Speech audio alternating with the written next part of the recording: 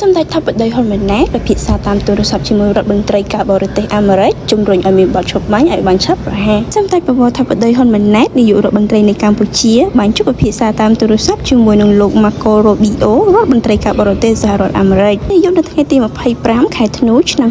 2025ដើម្បីពិភាក្សាអំពីការវិវត្តសកម្មភាពតាមបណ្ដាព្រំដែនកម្ពុជាថៃក្នុងគោលបំណងជំរុញឲ្យមានបទឈប់បាញ់ឲ្យបានឆាប់រហ័សនិងការអនុវត្តកិច្ចព្រមព្រៀងសន្តិភាពដើម្បីស្វែងរកសន្តិភាពយូរអង្វែងសម្រាប់កម្ពុជានិងថៃលោករដ្ឋមន្ត្រី Rubio បានគូបញ្ជាក់ចំហយ៉ាងច្បាស់លាស់ថាសហរដ្ឋអាមេរិកចង់ឃើញសន្តិភាពស្ថិតស្ថេររវាងកម្ពុជានិងថៃនិងខិតខំជំរុញឲ្យមានបទឈប់បាញ់ឲ្យបានឆាប់រហ័សដែលអាចធ្វើទៅបានសម្ដេចបវរថាបតីបានបញ្ជាក់ជាថ្មីអំពីការប្រកាន់ខ្ជាប់យ៉ាងម៉ឺងម៉ាត់របស់កម្ពុជាក្នុងការបន្តអនុវត្តតាមស្មារតីសេចក្តីថ្លែងគណៈកថានៅទីក្រុងកូឡាឡាំពួរនិងសង្ឃឹមថាភាគីទាំងពីរនឹងបន្តធ្វើការជាមួយគ្នាស្របតាមកិច្ចព្រមព្រៀងដែលមានតាមសម្ដេចថាបតីកម្ពុជាបន្តរក្សាចំហក្នុងការដំណោះស្រាយព្រំដែនដោយសន្តិវិធីដែលអនុម័តតាមកិច្ចព្រមព្រៀងនិងបន្តយុទ្ធនាការឯកភាពគ្នានាពេលកន្លងមករួមទាំងសេចក្តីថ្លែងគណៈកថានៅទីក្រុងកូឡាឡាំពួរដើម្បីដោះស្រាយបញ្ហាព្រំដែនកម្ពុជាថៃនិងកសាងមិត្តភាពយូរអង្វែងរវាងប្រទេសទាំងពីរ